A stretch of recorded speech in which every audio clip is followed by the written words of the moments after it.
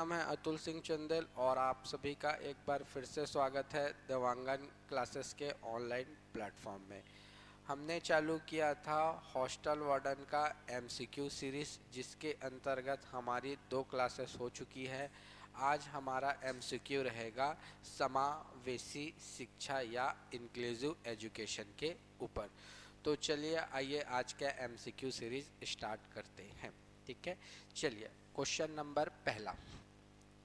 एक समावेशी कक्षा में स्वलीनता से जूझते विद्यार्थी की जरूरतों को पूरा करने के लिए निम्न में से क्या प्रभावी होगा? ऑप्शन ए, अधिगम उपागम में निरंतरता रखना।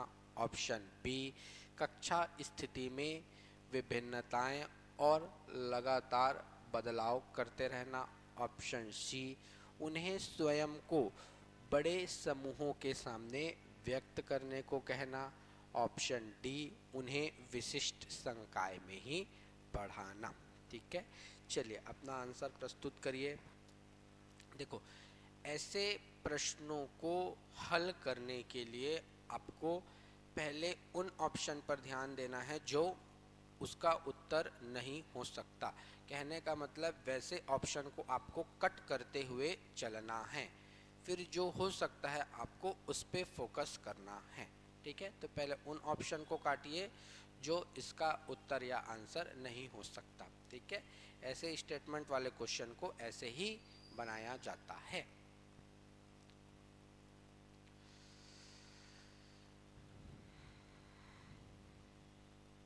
ठीक है, चलिए देखते हैं इसका आंसर। इसका आंसर क्या होगा?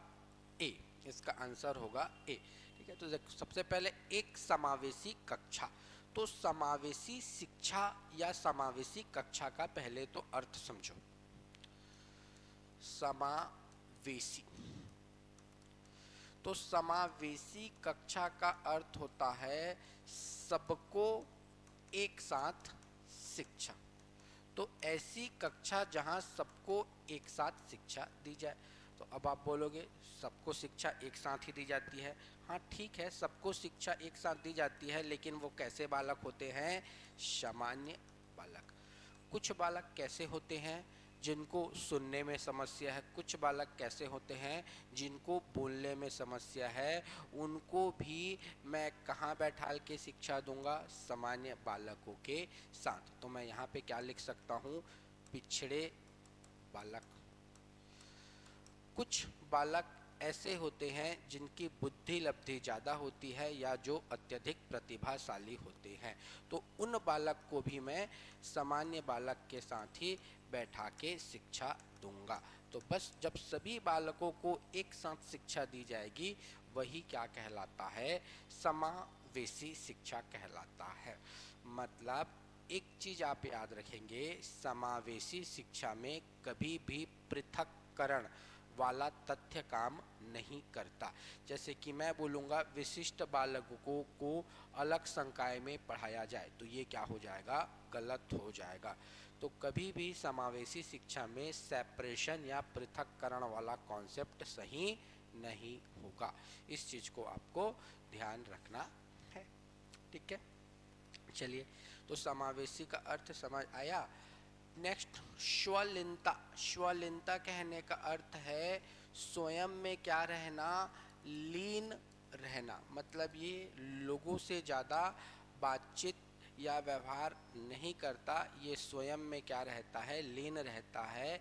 ये एक प्रकार का क्या है? मानसिक विकार है। तो बस एक समावेशी कक्षा में स्वलीनता से जूझते हुए विद्यार्थियों के साथ कैसा व्यवहार किया जाना चाहिए शिक्षक को, बस यही आपको इन चारों ऑप्शन में ढूंढना है। तो मैं नीचे से लेते चलता हूँ ना। ऑप्शन डी, उन्हें विशिष्ट संकाय में पढ़ाना चाहिए। मैं पहले ही बोला हूँ, पृथक्करण या सेपरेशन वाला कोई भी तरीका समावेशी शिक्षा में मान्य नहीं होगा। तो ऑप्शन डी तो आप ऐसे ही काट देंगे। नेक्स्ट, उन्हें स्वयं को बड़े समूहों के सामने व्यक्त करने को कहना चाहिए। आप ऐसा भी नहीं करोगे, ये वाला भी आप क्या करोगे? काट दोगे। कक्षा स्थिति में विभिन्नताएं और लगातार बदलाव करते रहना चाहिए। ये सही हो सकता था, लेकिन इससे ज़्यादा अच्छा तरीका क्या है आपका? ऑप्शन ए, अधिगम उपागम में निरंतरता रखना चाहिए। उपागम कहने का तात्पर्य होता है शिक्षण प्रक्रिया, मतलब शिक्षक पढ़ाने के लिए जिस मेथड का प्रयोग करता है वही क्या कहलाता है? उपागम। तो जो भी शिक्षण प्रक्रिया है उसको कंटिन्यू रखना चाहिए। तो बस सही आंसर क्या हो जाएगा हमारा? ए। ठीक है, चलिए अगले प्रश्न की ओर बढ़ते हैं। अगला प्रश्न मैं थोड़ा सा बता रहा हूं, आप उसको सुधार लेना, थोड़ा सा प्रिंट मिस्टेक हो गया है अगले प्रश्न में। ठीक है, इसको सॉरी,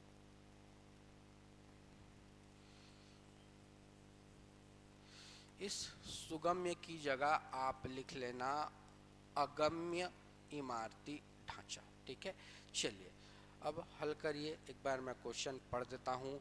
समावेशी शिक्षा में किसकी आवश्यकता है? ऑप्शन ए, मानकीकृत पाठ्य चर्चा। ऑप्शन बी, रूढ़िवादी को बढ़ावा। ऑप्शन सी, अगम्य इमारती ढांचा। और ऑप्शन डी, विविधता को स्वीकृति, विविधता को स्वीकृति। चलिए आंसर दीजिए अपना।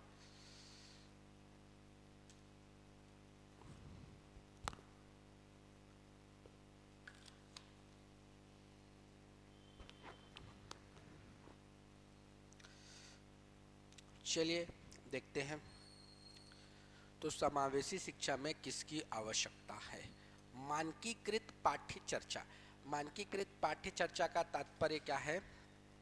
एक मानक तरीके से आपको पढ़ाना, मतलब आप जैसे पढ़ाते हो आपको उसी तरीके से बार बार पढ़ाना है। तो ऐसा नहीं होगा भाई, क्यों?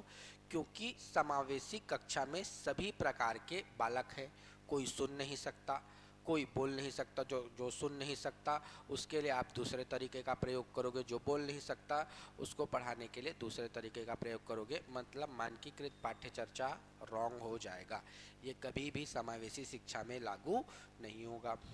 रूढ़िवादिता को बढ़ाना, आपको कभी भी रूढ़िवादिता को नहीं बढ़ाना है। अगम्य इमारती ढांचा, तो देखो वो किसकी बात कर रहा है? इमारत या स्कूल के बिल्डिंग की बात कर रहा है।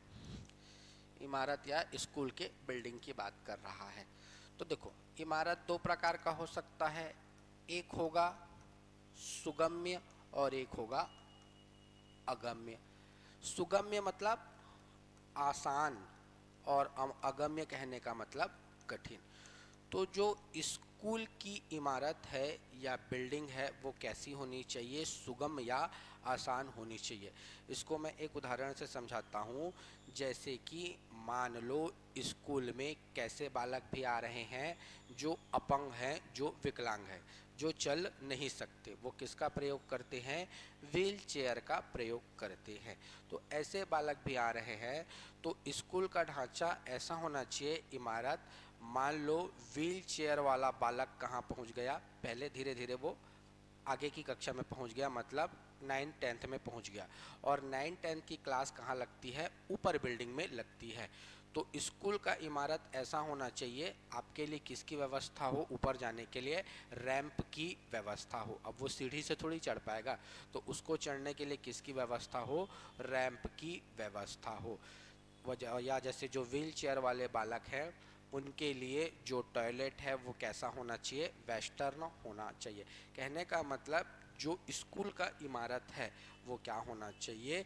सुगम मतलब आसान, ना कि अगम्य। तो ये ऑप्शन भी हम कट कर देंगे, इसीलिए इसको सुधरवाया। ठीक है ना। और विविधता को स्वीकृति, विविधता कहने का मतलब अनेक प्रकार के तरीकों का प्रयोग करना। तो ये जो हमारा विविधता को स्वीकृति है, ये उत्तर क्या हो जाएगा? सही हो जाएगा। क्लियर हुआ? ठीक है, चलिए आगे बढ़ते हैं।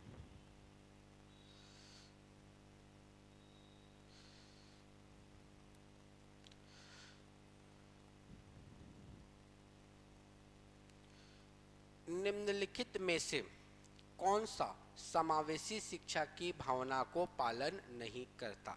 ऑप्शन ए विभेदित निर्देश, ऑप्शन बी सीखने के लिए सार्वभौमिक डिजाइन, ऑप्शन सी पृथकीकरण और नामीकरण, और ऑप्शन डी सहयोगपूर्ण सीखना। चलिए अपना अपना आंसर प्रस्तुत करिए।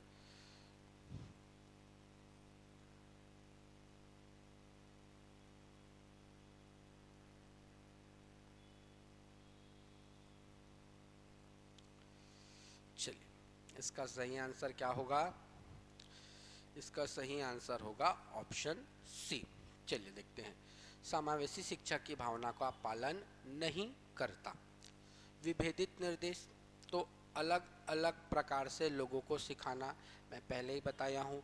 समावेशी कक्षा में सभी प्रकार के बालक होंगे, जैसे जो सुन नहीं सकता, जो बोल नहीं सकता, तो सबको आप अलग अलग तरीके से सिखाओगे, तो विभेदित निर्देश सही है।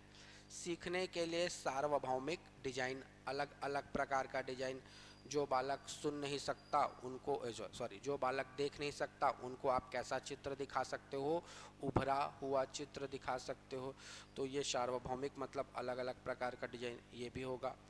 ऑप्शन डी सहयोग पूर्ण सीखना, सभी एक दूसरे को सहयोग करते हुए सिखाएं, ये भी ऑप्शन सही होगा। ऑप्शन सी क्या हो जाएगा? गलत हो जाएगा।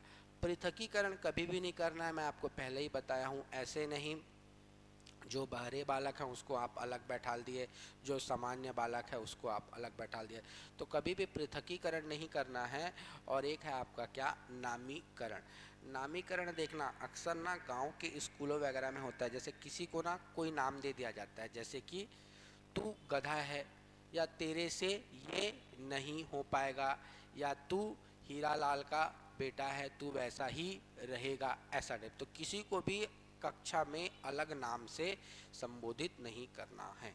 तो ये हमारा ऑप्शन क्या हो जाएगा? पूरी तरीके से गलत, और सही आंसर क्या हो जाएगा? सी। ठीक है, चलिए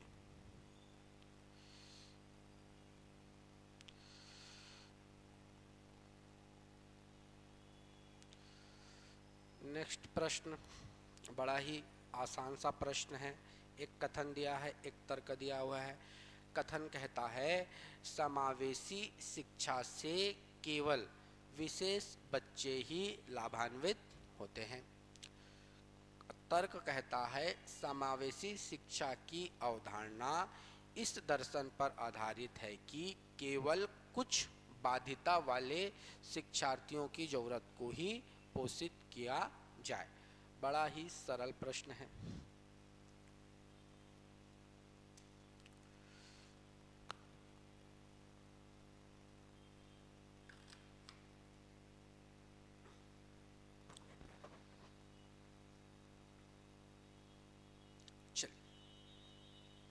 पढ़ते हैं। कथन ए कहता है समावेशी शिक्षा से केवल विशेष बच्चे ही लाभान्वित हो। केवल वाला शब्द तो कभी भी मान्य नहीं होगा। तो केवल विशेष बच्चे नहीं, सभी प्रकार के बच्चे लाभान्वित होते हैं। कट गलत हो गया हमारा कथन। तर्क समावेशी शिक्षा की अवधारणा इस दर्शन पर आधारित है कि केवल कुछ बाधित, फिर से केवल, केवल तो आएगा ही नहीं, केवल कुछ बाधिता वाले शिक्षार्थियों की जरूरत को ही पूरा किया जाता है। तो ये भी क्या हो जाएगा? गलत। तो हमारा सही आंसर क्या बैठ जाएगा? डी। ए और आर दोनों गलत है। ठीक है,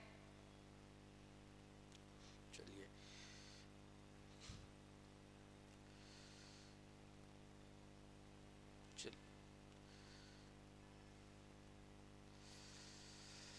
समावेशी शिक्षा के अनुसार सभी विद्यार्थी अपनी सर्वोत्तम क्षमताओं को प्राप्त कर सके, यह सुनिश्चित करने के लिए किन सिद्धांतों का पालन करना चाहिए? ये भी बड़ा अच्छा प्रश्न है। ठीक है, समता, समानता, पक्षपात या पृथक्करण। पृथक्करण।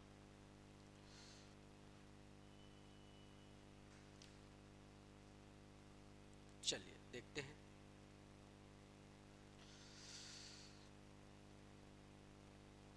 ठीक है, कौन सा सिद्धांत पालन करता है?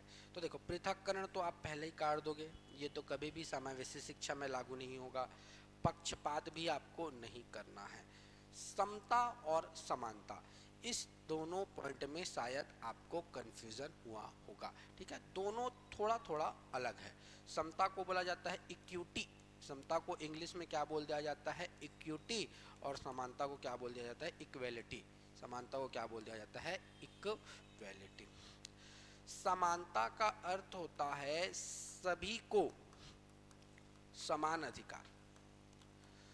समानता का क्या अर्थ होगा? सभी को क्या दिया जाए? समान अधिकार दिया जाए।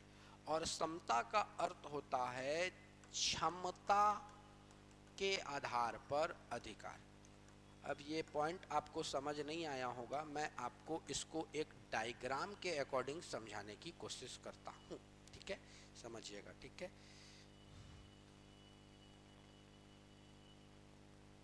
ये देखो,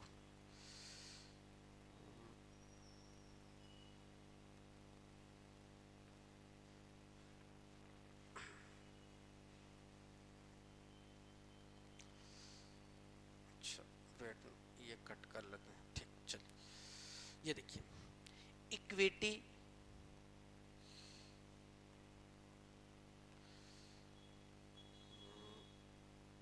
ये पेन रहता है। ठीक है, चलिए, इक्विटी कहने का मतलब हिंदी में समता, इक्वेलिटी कहने का मतलब क्या? समानता। अब खुद ही समझो इस डायग्राम के अकॉर्डिंग। समानता के अंतर्गत हमने सभी को समान अधिकार दिया। यहाँ पे 3 बालक हैं, बालक ए, बालक बी और बालक सी। सभी को हमने समान अधिकार दे दिया, तीनों मैच देखने गए हैं। और तीनों बालकों को हमने समान अधिकार दे दिया, तीनों बालकों को एक एक हमने क्या दे दिया? टेबल दे दिया, या एक एक चेयर, जो भी दे दिया, एक एक टेबल दे दिया। अब इस समानता में हुआ क्या? इसकी हाइट बड़ी है, इसको टेबल की आवश्यकता नहीं थी, लेकिन हमको सभी को समान टेबल देना है, तो ये अपने हाइट से क्या हो गया? ऊंचा हो गया। ठीक है, इसका टेबल काम आ गया। लेकिन इस बालक को टेबल देने के बाद भी इसका कार्य नहीं हुआ, इसको मैच नहीं दिख रहा है। इक्विटी कहने का मतलब समता। अब देखो, इसमें हम क्या करेंगे? क्षमता के आधार पे अधिकार प्रदान करेंगे। इसको टेबल की आवश्यकता नहीं थी, ये बिना टेबल के भी मैच देख लेगा, तो इसको टेबल नहीं देंगे। इसको टेबल की आवश्यकता है, तो इसको हम क्या दे देंगे? एक टेबल दे देंगे। और इस छोटे वाले बालक को 2 टेबल की आवश्यकता है, तो इसको हम क्या दे देंगे? 2 टेबल दे देंगे। तीनों का काम हो गया ना? तीनों क्या हो गए? खुश हो गए। तो यही क्या कहलाता है? समता का अधिकार। तो मैंने पहले ही बताया है, समावेशी कक्षा में एक जैसे बालक नहीं पढ़ते, तो सबको आपको समान अधिकार नहीं देना है, आपको क्या करना है? क्षमता के आधार पर अधिकार देना है। तो जो समावेशी शिक्षा है, कौन से सिद्धांत पे कार्य करता है? समता के सिद्धांत पे। ठीक है, चलिए देखते हैं इसको। चलिए,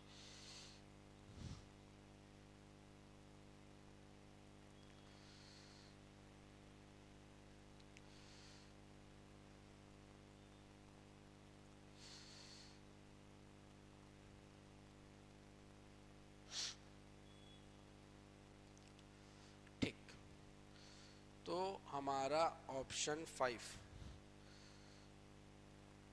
5 का उत्तर, सॉरी, हमारा प्रश्न पांचवा का उत्तर क्या हो जाएगा?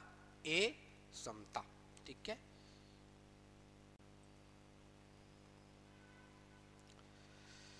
चलिए अगले प्रश्न की ओर बढ़ते हैं। प्रश्न 6। ठीक है, क्या कहता है?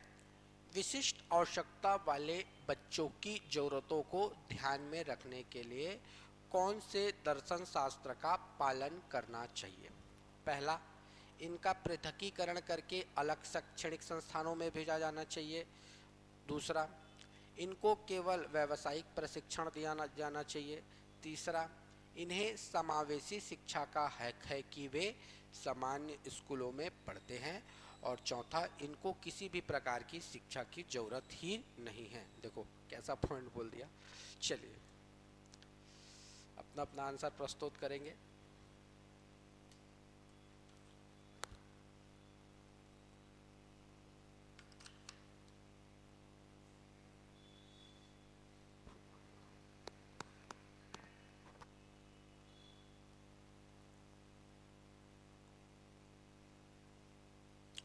ठीक है। चलिए,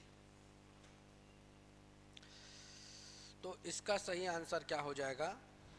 सी। चलिए चर्चा करते हैं।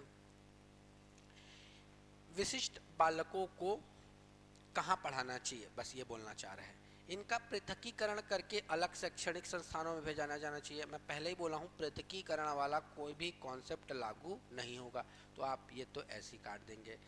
इनको केवल व्यावसायिक प्रशिक्षण दिया जाना चाहिए। केवल वाला कोई भी कॉन्सेप्ट कभी भी काम नहीं करेगा। केवल इनको व्यावसायिक प्रशिक्षण क्यों दोगे भाई? ठीक है। इन्हें समावेशी शिक्षा का हक है कि वे सामान्य स्कूलों में सामान्य बालकों के साथ पढ़ सके। इनको किसी भी प्रकार की शिक्षा की ही जरूरत नहीं है। ये भी क्या हो जाएगा? गलत हो जाएगा। मतलब सही ऑप्शन क्या होगा? आंसर सी।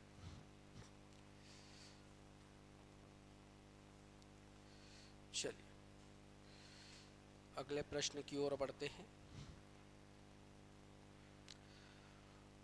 कौन सी पद्धति एक समावेशी कक्षा में बच्चों के सीखने में सहायक होती है? प्रतिस्पर्धात्मक संस्कृति, सहयोगात्मक अधिगम, मानकीकृत निर्देश या सख्त मूल्यांकन प्रणाली? ठीक है।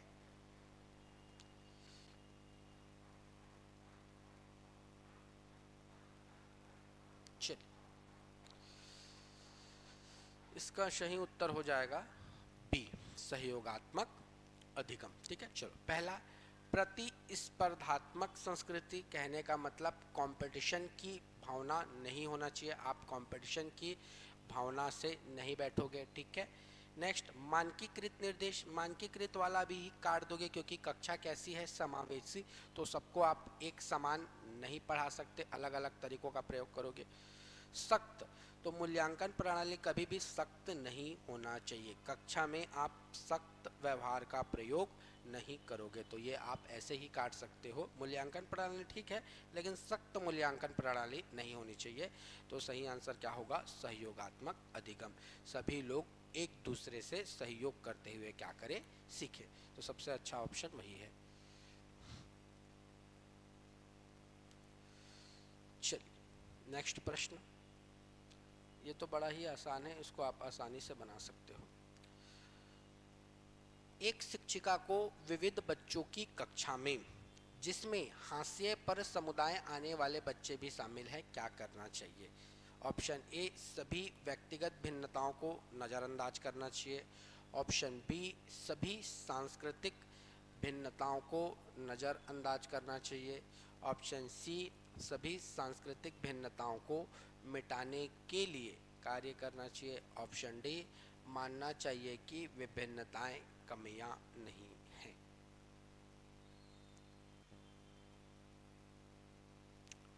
चलिए, सबसे पहले हम ये समझ लेते हैं हाशिए समुदाय किसे कहा जाएगा। हाशिए समुदाय कहने का अर्थ है वंचित वर्ग। वह वर्ग जो वंचित हो। अब वो किसी भी दृष्टि से वंचित हो सकता है, चाहे आर्थिक दृष्टि से वंचित हो, चाहे शारीरिक दृष्टि से वंचित हो, जैसे कि हाइट में नाटा, ऐसा टाइप। ठीक है। चाहे वह सामाजिक दृष्टि से क्या हो? वंचित हो, उसे क्या बोला जाएगा? हाशिए समुदाय। ठीक है। तो हाशिए समुदाय से आने वाले बच्चे भी शामिल हैं, तो उन्हें क्या करना चाहिए? एक कक्षा में हाशिए समुदाय से आने वाले बच्चे भी शामिल हैं, तो शिक्षक को क्या करना चाहिए? सभी व्यक्तिगत भिन्नताओं को नज़रअंदाज करना चाहिए। आप नज़रअंदाज नहीं कर सकते। सभी सांस्कृतिक भिन्नताओं को नज़रअंदाज करना चाहिए, इसलिए भी आप नज़रअंदाज नहीं कर सकते। सी, सभी सांस्कृतिक भिन्नताओं को मिटाने के लिए कार्य करना चाहिए। ठीक है, सी रुक जाते हैं। ऑप्शन डी, मानना चाहिए कि विभिन्नताएं कमियां नहीं हैं। सबसे बेटर ऑप्शन क्या होगा आपका? ऑप्शन डी, मानना चाहिए कि जो विभिन्नताएं हैं वो लोगों की कमियां नहीं हैं। तो इसका सही आंसर क्या हो जाएगा? डी। ठीक है, इसको भी काट देंगे। क्लियर हुआ?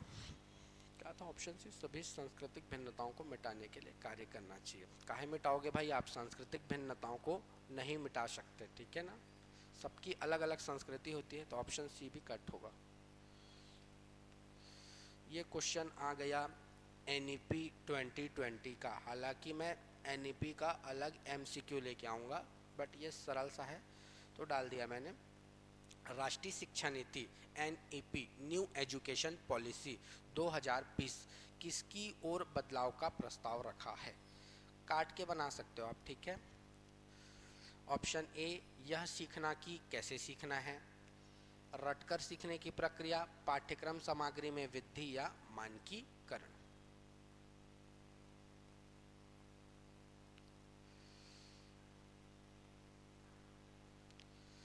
ठीक है, तो आप खुद ही बना सकते हो इसको। काटते चलते हैं। ऑप्शन बी, रटकर सीखना, ऐसे ही काट देना। पाठ्यक्रम सामग्री में वृद्धि, पाठ्यक्रम सामग्री में आपको वृद्धि नहीं करना है, मानकीकरण भी नहीं करना है। हमारा सही आंसर क्या हो जाएगा?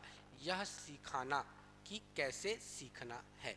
ठीक है, तो बालकों को यह सिखाना कि कैसे सीखना है, इस पर जोर देता है कौन? NEP। ठीक है, NCF किस पे जोर देता था? करके सीखने पर, लर्निंग बाय डूइंग। ये भी बड़ा सरल प्रश्न है। समावेशी शिक्षा की व्यवस्था की जाती है सामान्य बालकों के लिए, विशिष्ट बालकों के लिए, दोनों प्रकार के बालकों के लिए या किसी के लिए नहीं। तो इसका सही उत्तर क्या हो जाएगा आपका? सामान्य बालकों के लिए भी और विशिष्ट बालकों के लिए भी। कहने का मतलब ऑप्शन सी, दोनों प्रकार के बालकों के लिए। ठीक है, तो आज का MCQ सीरीज़ हम यहीं पे समाप्त करते हैं। आगे हम फिर से नेक्स्ट लेक्चर में MCQ सीरीज़ लेके आएंगे। ठीक है, तो आज के लिए इतना ही। धन्यवाद, मिलते हैं नेक्स्ट लेक्चर में।